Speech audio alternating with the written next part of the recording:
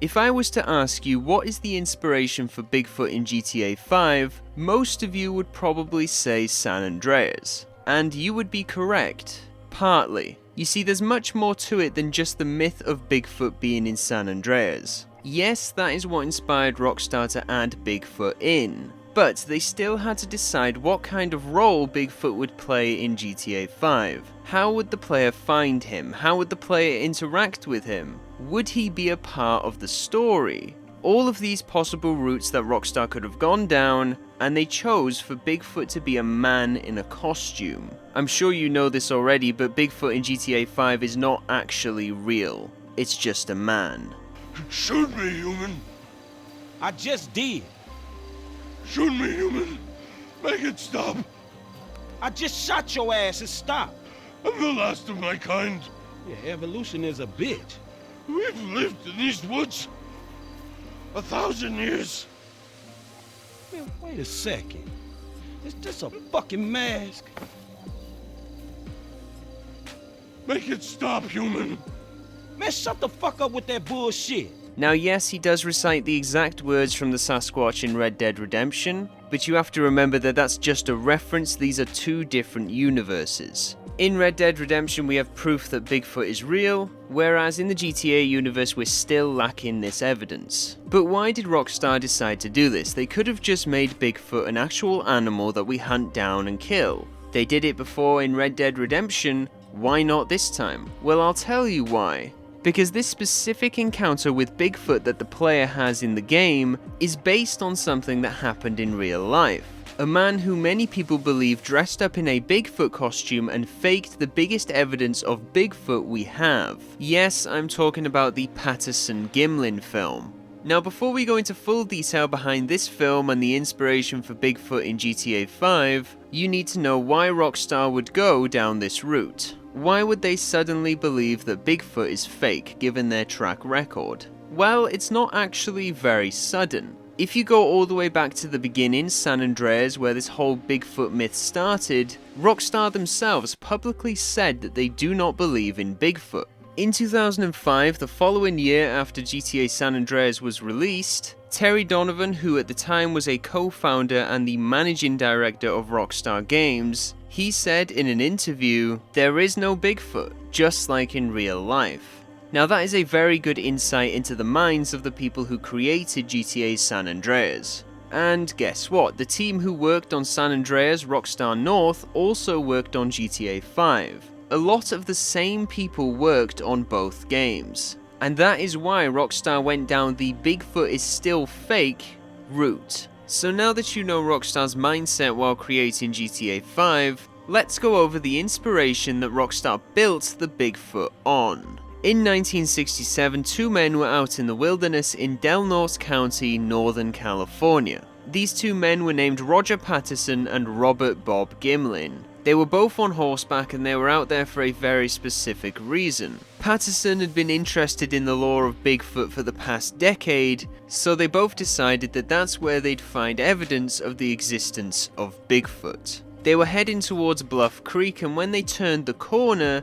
there it was, Bigfoot. Now apparently in that moment, Bigfoot was the other side of the creek. Patterson jumped off his horse, grabbed his camera and started running across the creek to record this creature. And this footage you're watching in the background is what he supposedly filmed while running towards Bigfoot. Yes, it's not very stable, but it's about a 59-second film, recording in about 16 to 18 frames per second. And this 59-second video became known as the Patterson Gimlin Film.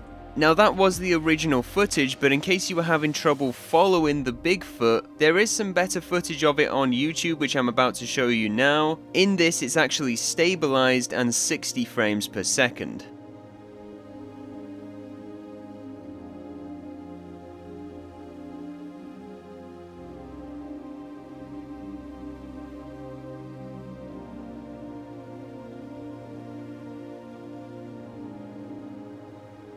So you've now seen the Patterson Gimlin film as clear as day. The most popular and most debated footage of Bigfoot ever. Even scientists have opposite views on it. A good example of this is Dr. Grover Krantz. He was an anthropologist and a cryptozoologist. Krantz claimed that the movements in the leg looked real, that it looks like the muscles actually move under the skin. He initially believed that this was just a man in a costume, but for some reason he changed his mind.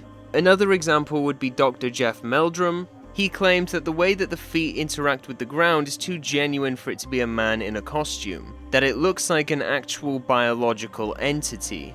And then we had people on the opposite, like John Napier, a primatologist. He claimed that it literally looks like a human walk, and that the foot stride doesn't match the height of that supposed Bigfoot, which was 7 feet. He, like many other people, believe that it's a man in a suit. And this is where the Patterson Gimlin film becomes very relevant to the Bigfoot in GTA 5. Interestingly, during an interview on Charlotte Radio in 2002, a man named Philip Morris claims that he sold one of his gorilla suits to Roger Patterson. And apparently this gorilla suit had 6 parts with latex feet. So the idea here is that Patterson bought this realistic gorilla suit and then modified it into a Bigfoot suit.